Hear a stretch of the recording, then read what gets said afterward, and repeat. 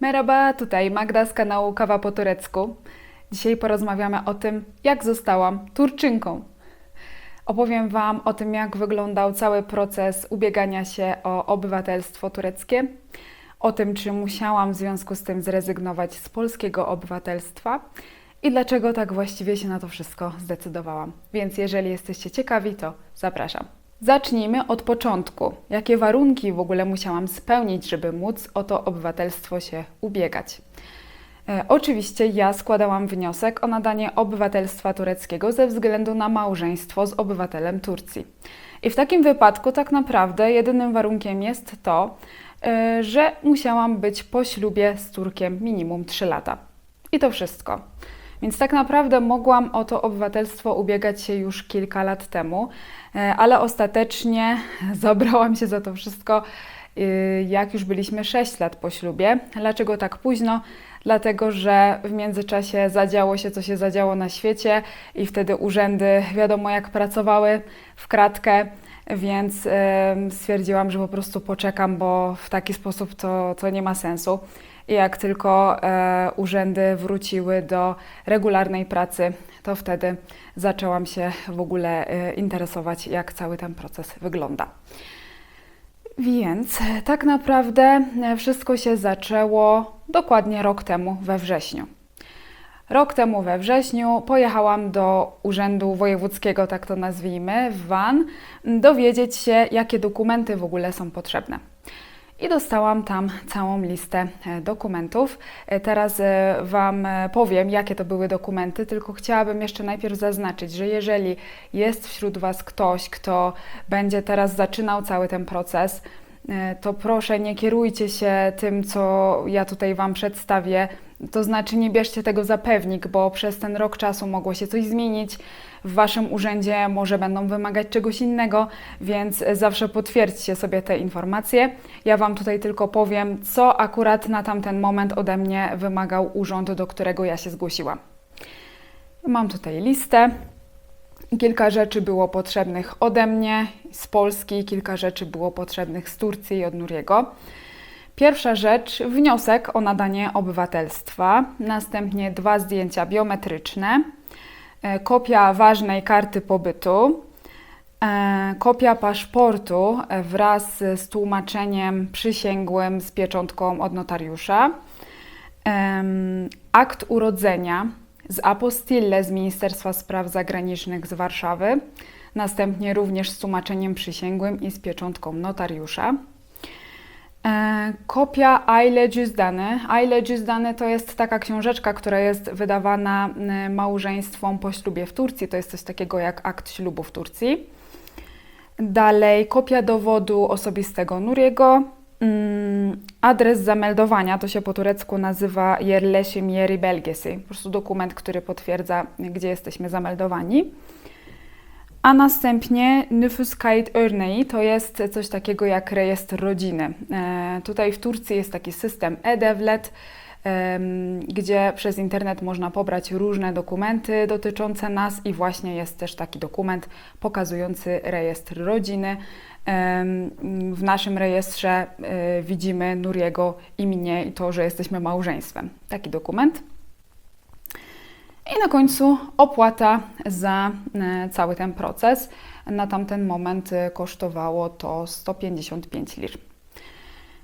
I to wszystko. Więc zabraliśmy się za gromadzenie tych wszystkich dokumentów i oczywiście to zajęło sporo czasu. Najwięcej czasu poświęciliśmy na mój akt urodzenia, dlatego że najpierw on musiał zostać pobrany z urzędu w Polsce.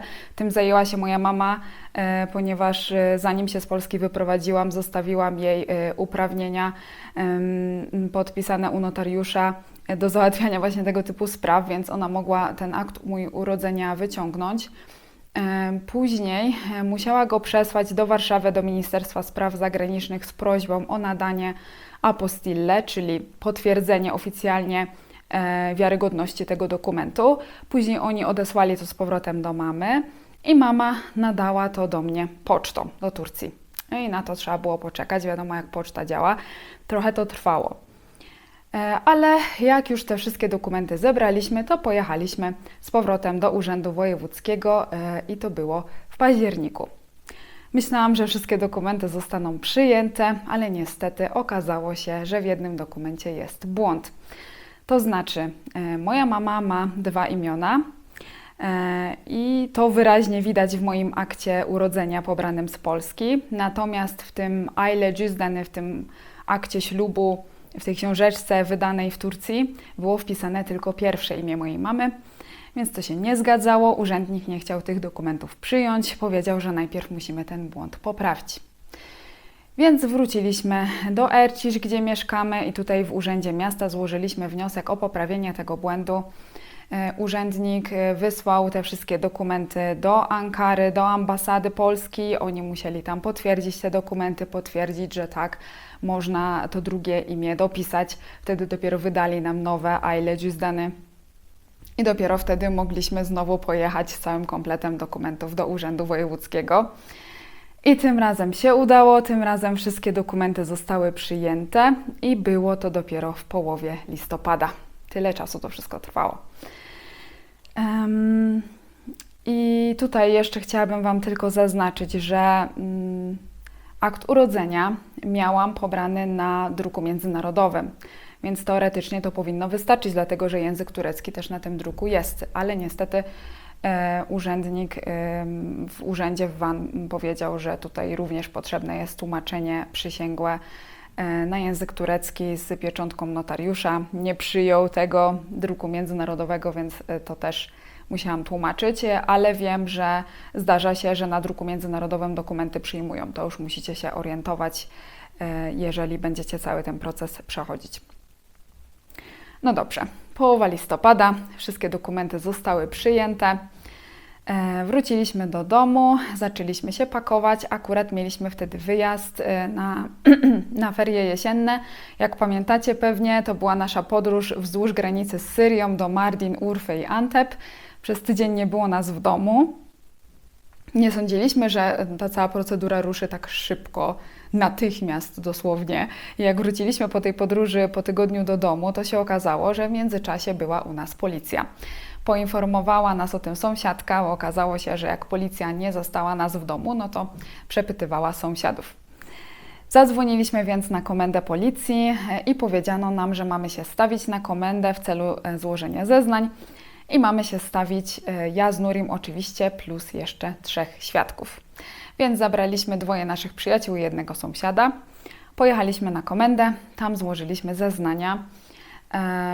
Zadawano nam pytania typu, gdzie się poznaliśmy, dlaczego zamieszkaliśmy w Turcji, od kiedy mieszkamy w Turcji, kiedy wzięliśmy ślub, jak tam nam się układa. Zostałam nawet zapytana, czy nie doświadczam przemocy domowej. To pytanie wydało mi się swoją drogą bardzo absurdalne, dlatego że w momencie składania zeznań siedział obok mnie Nuri, więc no, gdybym faktycznie doświadczała przemocy domowej, to raczej bym przy Nurim o tym nie powiedziała, także no, absurd dla mnie, ale taka była procedura, takie były pytania. Świadkom, których przyprowadziliśmy, zadawano pytania typu jak mogliby opisać nasze małżeństwo, czy nam się dobrze układa, czy się kłócimy, czy no, jak oni nas widzą jako małżeństwo. Jak długo nas znają, w jakich jesteśmy relacjach i tak dalej. Więc wszystkie zeznania, jak już zostały spisane, dostaliśmy je do podpisania. Później pobrano ode mnie odciski palców do systemu i zrobiono mi też te zdjęcia, jak kryminaliście, z tą tablicą z jakimiś numerami. Żałuję, że nie dostałam później tych zdjęć, ale no, było to ciekawe doświadczenie. Ale ogólnie na tej komendzie nie odczuliśmy żadnego stresu, było bardzo sympatycznie, dlatego że okazało się, że część policji pracującej na tej komendzie nas ogląda, znają nas z YouTube'a, więc to było bardzo sympatycznie. Przy okazji też o tym porozmawialiśmy. Część z nich zrobiła sobie nawet z nami zdjęcia, więc naprawdę było świetnie. I wszystko poszło gładko, no wiadomo, zajęło to wszystko trochę czasu, ale nie było źle. I zostaliśmy poinformowani, że dalej już mamy teraz czekać na telefon z Urzędu Wojewódzkiego. Więc czekaliśmy. I telefon dostałam w grudniu. zostałam poinformowana, że jestem wzywana na komisję do tego urzędu i że komisja odbędzie się w Wigilię. Jeżeli oglądaliście naszego vloga z Wigilii poprzedniej, no to doskonale o tym pamiętacie. Więc w Wigilię rano pojechaliśmy do Van, do tego urzędu. Tam zastałam masę ludzi oczekującą na korytarzu. Ta komisja nie była oczywiście tylko dla mnie. Myślę, że wnioski o obywatelstwo są zbierane przez cały rok czy przez pół roku i później dla wszystkich tych osób jednocześnie jest ta komisja organizowana. I wiecie co? Byłam zaskoczona tym, że poprosili mnie na tą komisję samą, bez Nuriego. Dlatego, że kiedy wcześniej rozmawiałam z moimi koleżankami Polkami, które mieszkają w Turcji i już mają tureckie obywatelstwo, one wszystkie mi powiedziały, że wchodziły na komisję razem z mężem. A mnie poproszono samą, więc trochę się zestresowałam, nie ukrywam. Weszłam do tej sali konferencyjnej. Tam od razu przy wejściu na środku było postawione dla mnie krzesło. Naprzeciwko mnie na samym końcu sali stało ogromne biurko i tam siedział jakiś urzędnik ważny w garniturze.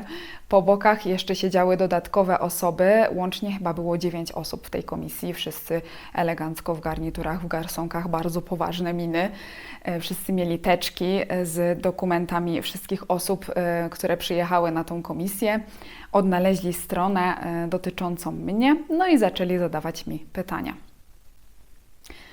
Znowu pytania podobne do tych, które zadawała mi policja, jak się z Nurim poznaliśmy, kiedy był ślub, od kiedy mieszkamy w Turcji i dodatkowo pytania, czy moja rodzina nie miała nic przeciwko temu, że przeprowadziłam się do Turcji, czy regularnie odwiedzam Polskę, kim jestem z zawodu, czy mamy dzieci. I na końcu niespodziewane pytanie zupełnie. Czy znam prezydenta Turcji? Na co ja wypaliłam, że osobiście jeszcze go nie poznałam, ale wiem, kim jest. No i ta moja odpowiedź rozładowała całą poważną atmosferę, bo cała komisja zaczęła się śmiać, też no, po turecku zabrzmiało to dość komicznie. Także wszystkie te pytania zakończyły się śmiechowo.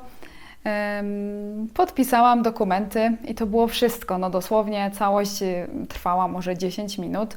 Jedynym utrudnieniem było to, że faktycznie byłam tam w środku sama bez Nuriego, no i te pytania były zadawane w języku tureckim. Ja też po turecku musiałam na nie odpowiadać. Więc no tutaj też moja odpowiedź na pytanie, czy jest sprawdzana znajomość języka tureckiego w całym tym procesie. No, nie musiałam zdawać jakiegoś konkretnego egzaminu z języka tureckiego, no ale cały ten proces w języku tureckim się odbywał, więc no, na tej podstawie oni mogli stwierdzić, czy ja wystarczająco język turecki znam. I przy podpisywaniu dokumentów po całej tej komisji dowiedziałam się, że będę mogła w systemie na stronie internetowej sprawdzać, jak ten proces dalej idzie. No i tyle. I że mam czekać.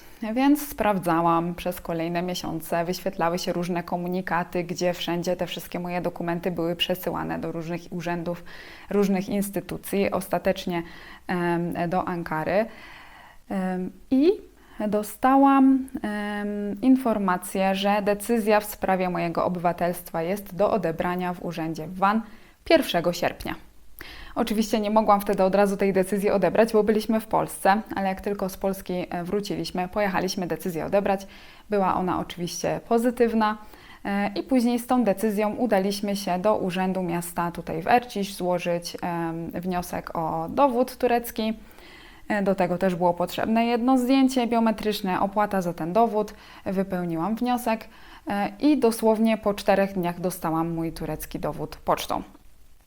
Później też jeszcze było trochę załatwiania, dlatego że musiałam zgłosić nowy PESEL do różnych urzędów, do banku, do urzędu skarbowego, do ZUS-u, tak to nazwijmy, żeby wszystkie składki emerytalne, zdrowotne, które płaciłam na starym PESEL-u i wszystkie podatki, które płaciłam na starym PESEL-u, były widoczne w systemie na nowym PESEL-u, żeby to gdzieś nie zaginęło. Więc no to jeszcze kilka dni potrwało, ale ostatecznie wszystko jest już załatwione, więc mogę powiedzieć, że cały ten proces ze wszystkim trwał rok, ale gdyby liczyć od momentu, kiedy zostały przyjęte wszystkie moje dokumenty do momentu wydania decyzji, no to 8,5 miesiąca. Czy musiałam zrezygnować z polskiego obywatelstwa? Nie, absolutnie nie. Mam teraz podwójne obywatelstwo i polskie, i tureckie. Słuchajcie, powiem Wam szczerze, że gdyby nadanie tureckiego obywatelstwa wiązało się z rezygnacją z polskiego, to ja nigdy bym się na to nie zdecydowała. Ja jestem przede wszystkim Polką i nie wyobrażam sobie z polskiego obywatelstwa rezygnować. Także zdecydowałam się na to tylko dlatego, że mogłam polskie obywatelstwo zachować i mam teraz obywatelstwo podwójne. A dlaczego w ogóle się na to zdecydowałam? Do czego mi to obywatelstwo tureckie potrzebne?